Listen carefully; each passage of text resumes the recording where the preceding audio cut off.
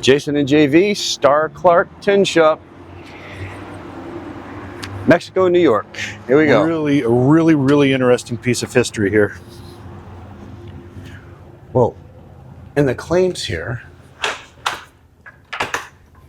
they've been saying that the claims activity happens during the day, during the evening, during the night. We will have to concern ourselves with some of the audio from outside, but I mean, claims are supposedly during the day, evening, and night. So I figured, why not check it out during the day? Yeah, we may as well. We got some static cams set up, so we're good there. They'll continuously record for us upstairs, downstairs, and on the main floor. And in the meantime, we're going to be looking for some shadow people.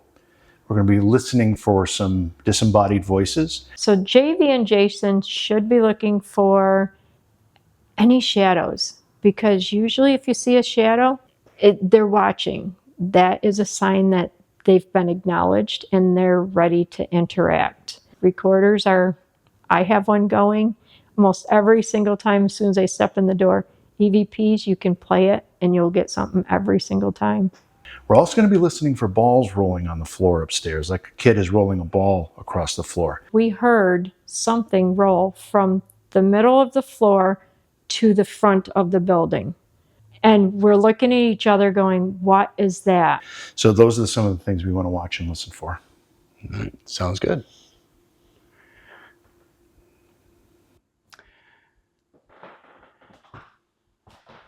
So if there's anyone here, maybe Starr Clark or anyone else, we'd really like to talk with you. I know some of you might be extremely weary. That sounds like a door handle. Yeah, I did.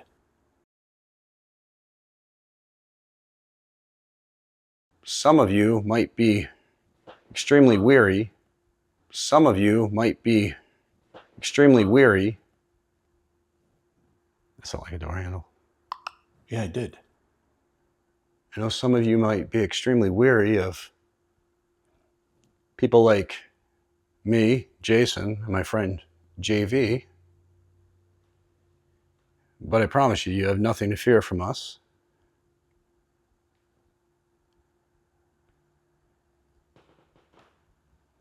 We're only here to help you.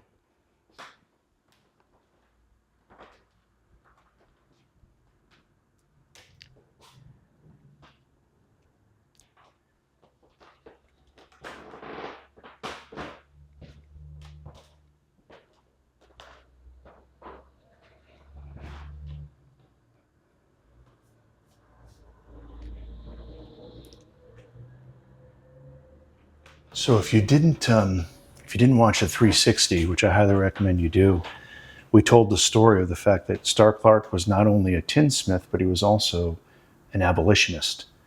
And he organized a group of Mexico, New York citizens to create an abolitionist committee, and they were part of the Underground Railroad. That's why this is the official Underground Railroad Museum, in addition to being the Tin Shop Museum. So there's a lot of stuff here as it relates to the Underground Railroad and slavery.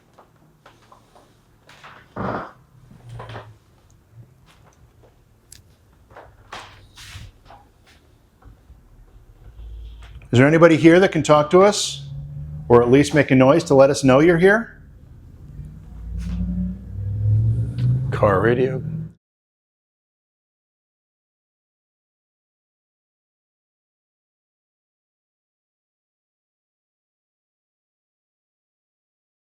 Yeah, that's one of the difficulties because we are so close to the road and it is daylight still. There's that door handle again.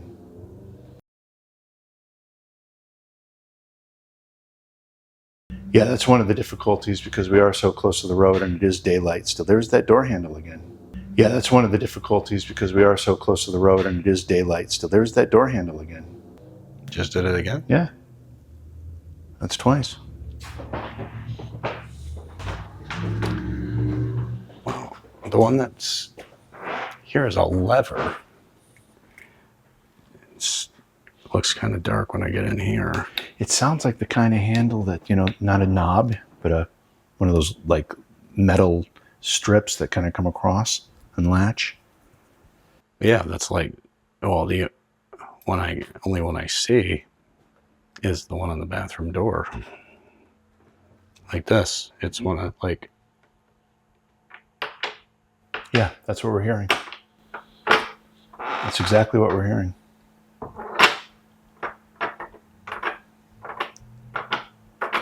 I want to be able to match it up to later. You ready? Yep.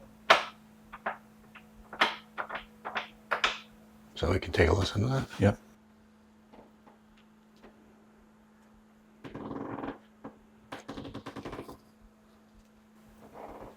Mr. Clark, are you here?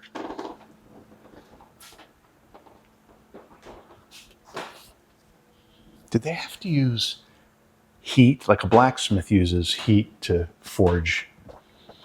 I think. Did tin smiths have to do that, or is it all? Well, just... they would still heat up tin to make it so they could bend it, but you can also press it down. Like I think this machine right here. Oh yeah.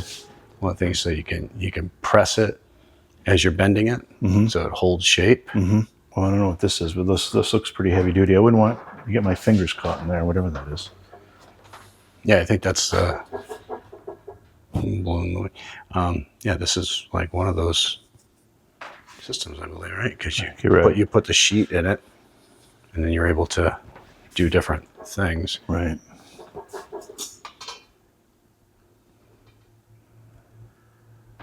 Kind of like when they're doing aluminum now, even with your gutters. You know, they just mold it as it comes. Yeah. A lot of Americans of African descent came through here looking for freedom. Many of you had to stay here hidden for weeks on end before you were able to get safe passage to Canada where you could live freely. Have any of you been trapped here? Can any of you communicate with us in some way?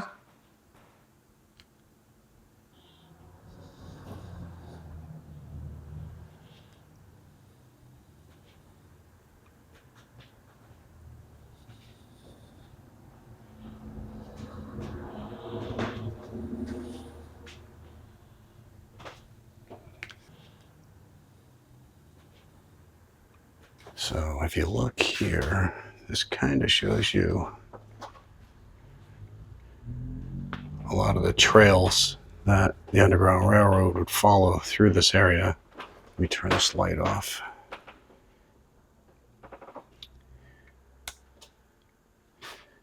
So it shows you where we're near. Yeah, this light's still there. Whatever. All right, so it shows you where we're near.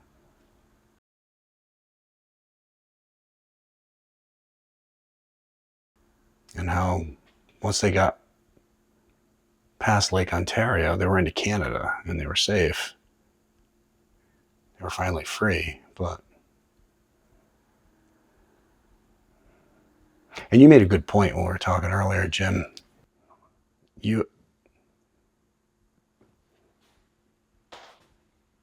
So something rattled or moved? It sounded like a voice. But you made a good point earlier because you were saying that they could be already free citizens here, and all it would take is some bounty hunter coming through who said, "Nope, you're coming with me," and they could take them down south. And it's horrible. Well, yeah, these bounty hunters weren't questioned. They weren't held accountable. So they'd come after the escaped slaves, but they'd also take men that were free and born in free states and did not have to be captured, and they weren't illegally doing what they were doing, and they would take them back south and auction them off as slaves again. So it was crazy, absolutely insane what was going on.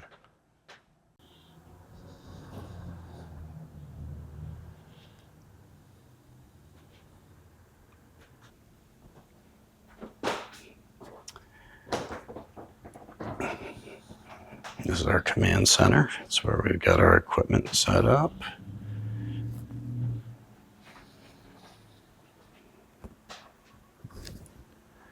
And this building was built in 1827, is that right? Yeah, 1827, right? And he came, Starr Clark came in 1832. Yeah, that's right. As I was just reading, like, right over here.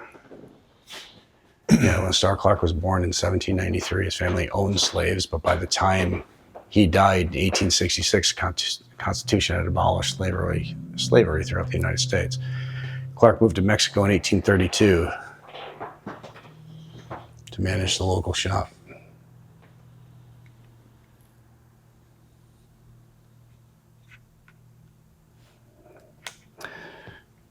All right.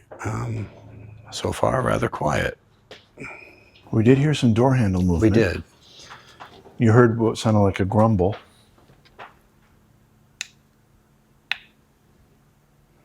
That's interesting too. His headstone, which was a picture of here. I don't know if you saw this, but the only thing it says about him is abolitionist. That's how important it was to him. That's what he wanted to be remembered as. Mm-hmm. But you know, he was born, and when he was born in 1793, his family owned slaves. So that goes to show that he grew up in a family that thought that that was the norm, but knew inside that it wasn't. Yeah. So then he dedicated his life to stopping that. Yep. Mr. Clark, there are a lot of people that are very, very grateful for what you did and the long-lasting effects, how it turned into actual emancipation and freedom for the slaves. And we're here also to offer gratitude for that effort. What was it like for you during the time you were doing that? You must have feared for your life.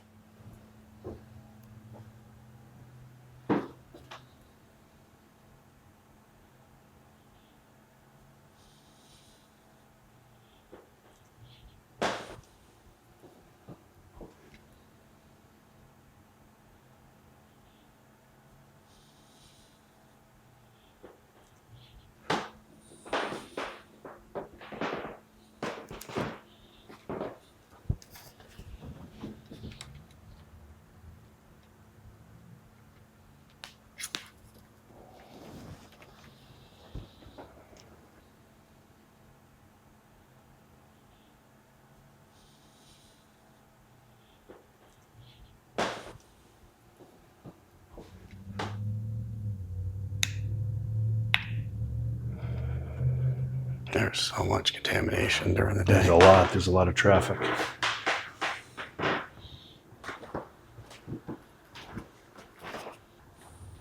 So this area of the building was the post office, where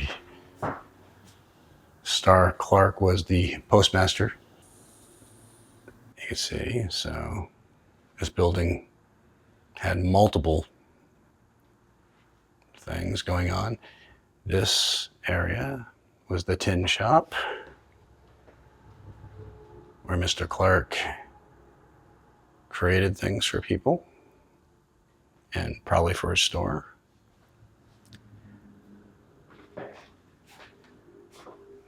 This area here was the mercantile shop, the store. You could come in, buy dry goods and other things.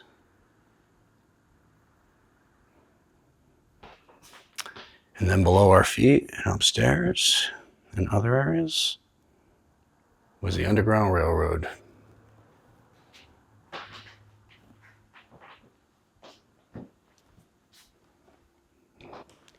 A man of many talents.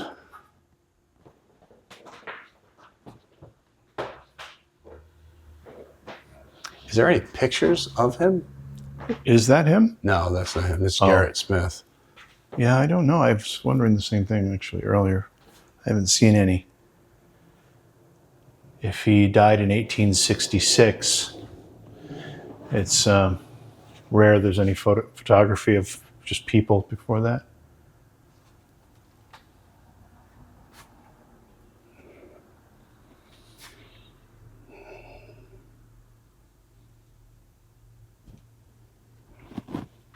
I mean, we can go upstairs and check. Okay. We're going to go upstairs, but feel free to communicate with us either up there or call us back down here if you want to.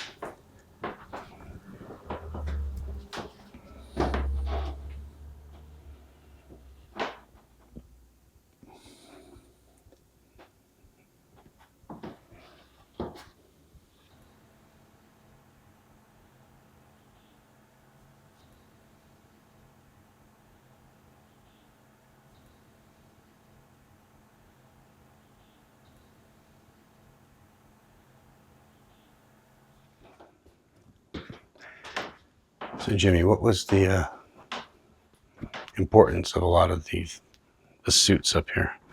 This is The military. primarily a tribute to residents of Mexico that served in the military. Obviously, there are uniforms from a variety of conflict eras. Looks like from the Civil War on up. I don't know if they're all native to Mexico, but there are labels on them. World War II. World War II has names. Rick Sherman. What's this one here? This is from the Mexico Academy. Naval Academy? I assume it was an Army Academy. No. I mean, I wouldn't be surprised at that. I mean, remember, we have Lake Ontario that's right true. here, Good which point. you Good can point. you can access the ocean from. Good point. So one of the things that's cool about this area is that it really, for some reason, given the Great Lakes and the way armies traveled early on, they used ships mostly. Mm-hmm. This area had to deal with the French and Indian War, which was an extension of the European 7 Years War. I investigated a bunch of the forts that dealt with that. And that was between the French and the British, which both were colonists here. Then the War of 1812, which was the USA. Oh, let me back up. Then the Revolution, very important part of the Northern Campaign. Then the War of 1812. And then, of course, the Civil War involved everybody in the country. So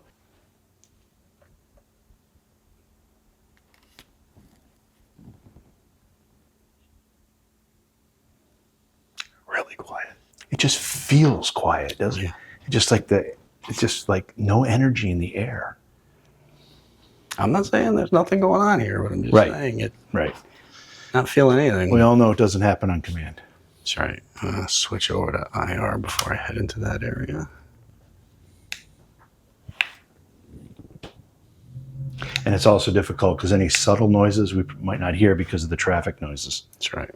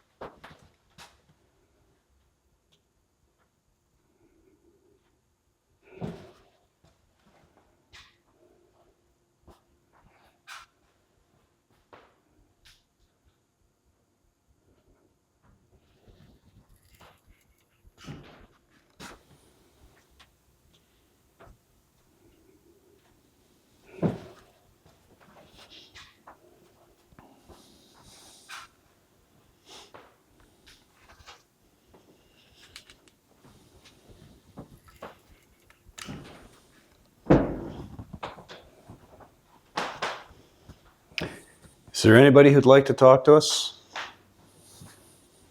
Or is willing to talk to us?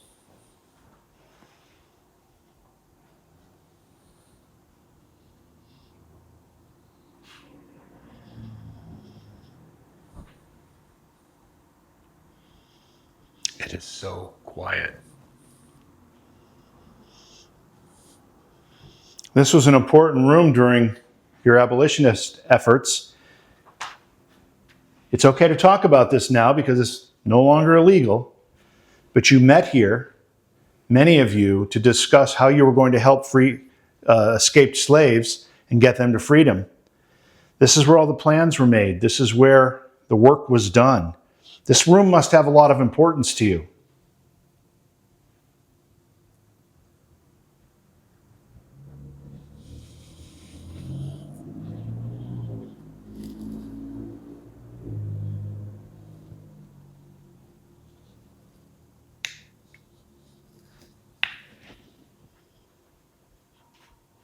We've been told that there must be a car. We've been told this Victrola will play on occasion too. Just randomly on its own? Yeah. That's cool.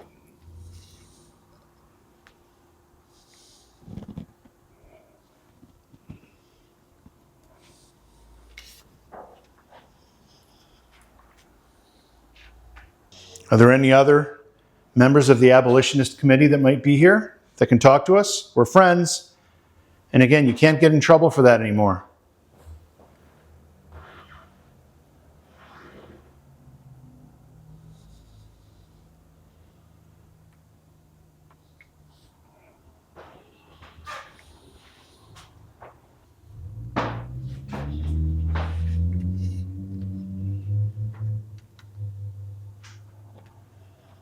It's kind of neat how this has a vaulted ceiling, but a arched ceiling. Honestly, I didn't even realize that. Does it, or is it my imagination? No, it does. It's bowed. Yeah, that's kind of cool. We came a long way to meet you. Long way and a lot of days on the road. Because we heard what a very, very important person in history you are, and we believe it.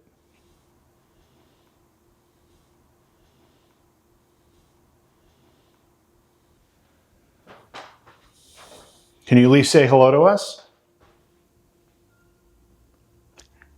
Yeah. That was something. I heard that, but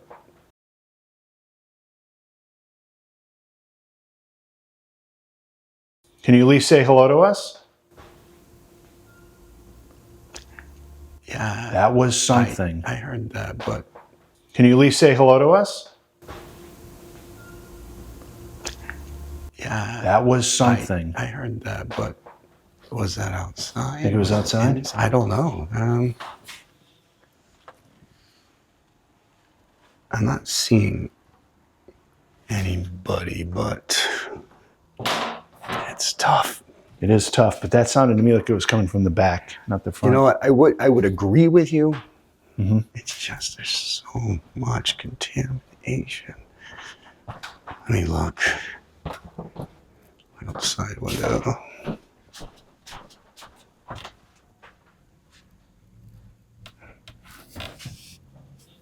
Oh, I think it's somebody in back. I think there's a truck back there. Oh, is there? Yeah. Seeing somebody outside. Yeah, there appears to be a red pickup. Yeah, that was there before, though. Oh, was it? Yep. Oh, okay. It wasn't there when we first got here, but it was there before we went and took a dinner break. Darn it. Then maybe that was something. I mean, we can I mean, the good thing, not only do we have the audio that we normally have, we got some additional recorders running tonight. Yeah. Put wireless audio out there. No, I mean, I don't see anybody outside. I thought that truck was new to I didn't realize it'd been there earlier.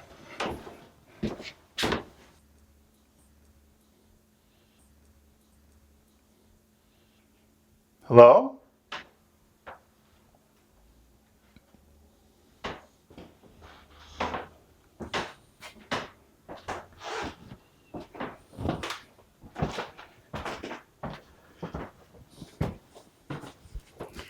Switching back to IR.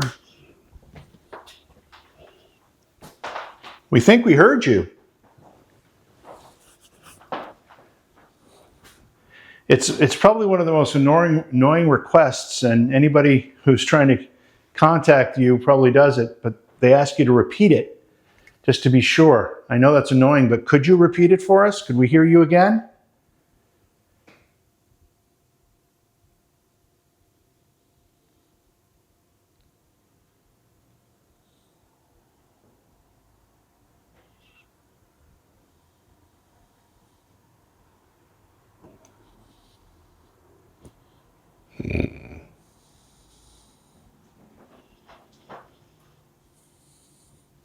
Can you repeat that? Can you talk again for us? I said hello.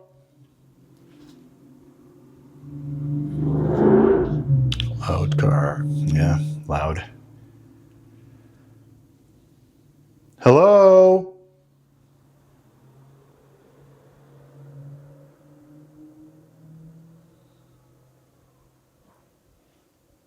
Yeah, okay. I heard that. You heard it right? I mean, did. there's a chance that's There's pollution. a chance it's from outside. Yeah. I will say, strangely, this is the top floor, but it sounded like it came from above us. Yeah, it did. So It did.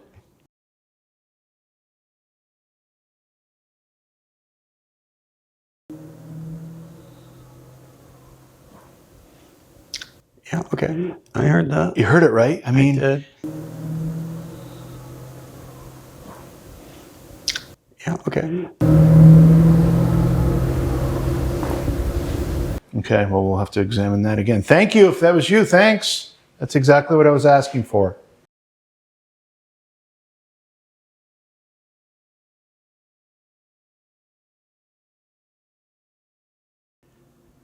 You know,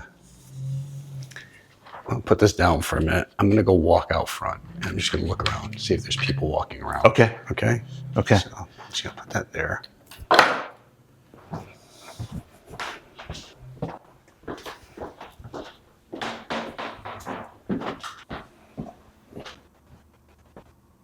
I thought I heard something there.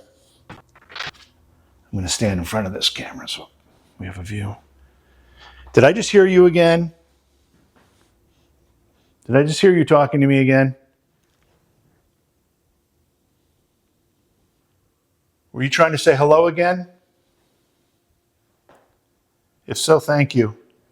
See, we're friendly. Don't have to be afraid of us. We're a little intimidated by you.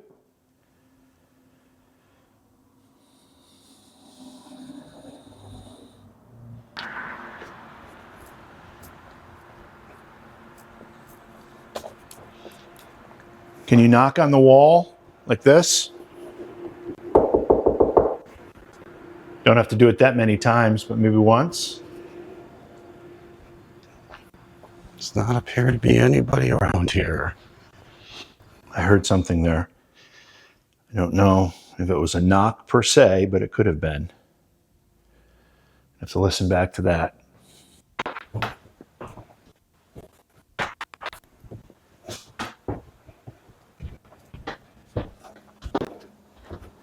I hear footsteps.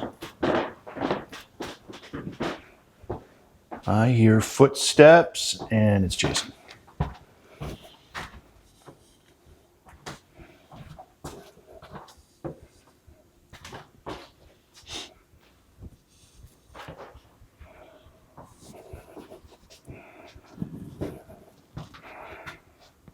Did you feel like someone grabbed you? Or? I felt like a spider web. Felt like a string running down my arm. What'd you see outside? Nothing. There's nobody out there. I don't see anything. There's one guy in his truck across the street. His windows are up. He's sitting in his truck. But again, that's on the other side of the street. Right. So, Could you hear me talking when you were out there? no. So it's unlikely we would have heard someone talking. from out there. Well, I mean, sound traveling in could be coming in more than going out. Yeah, it's true. That's so much louder out there. That's true. I will definitely say I heard the voices. It's just tough doing an investigation on a main road. Yeah. It's a public Night or area. day, doesn't matter. Yeah, I mean, it's just, you always need to know that you're dealing with possible contamination issues, and that can really screw you up when you're trying to investigate. Because no matter what you catch, you got to wonder what's accurate. Yeah. It's going to be getting dark soon. So one of the ways that we can communicate is just through a knock. I'll knock first, and if you can use all the energy that you've got and just knock once and reply. Those are outside voices, Okay. right? That's what I'm I hearing. would think so. Sounded Initially, like- it sounded like a female. yeah, and it sounded like a couple of females. Yep. All right. So right in front of the house right now, in the driveway, there's a small boy. You probably see him better from that. Just be careful of the glass. And he's with some older people. Okay. Let me see if I can see right down. I don't know. I don't want to knock the... Yeah, no, I hear you. Yeah, it's a girl and two boys.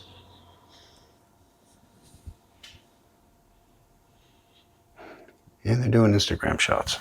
What are they doing? Instagram? Instagram shots. Of course they are. All right, well, this shouldn't mess us up. So one of the ways that we can communicate with you is I'll knock first, and then you get all the energy that you can muster and just make a knocking sound and reply. And then we'll know not only are you hearing us, but we'll be able to hear you. I'm going to knock a couple times. You only have to knock back once. Here we go.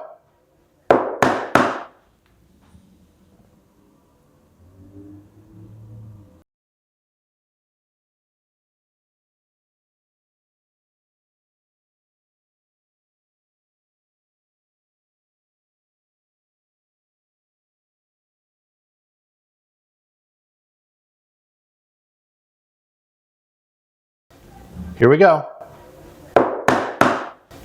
Here we go.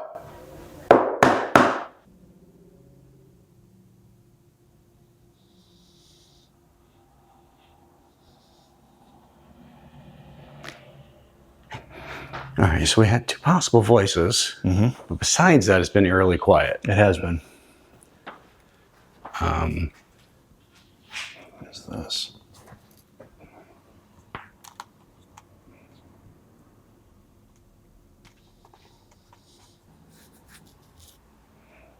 You know what we can do? It's going to be dark in a few. So we can leave this camera rolling. Camera's downstairs, the audio. We can leave this house, have no human contamination, and go grab something to eat and come back in an hour. Yeah, it works for me.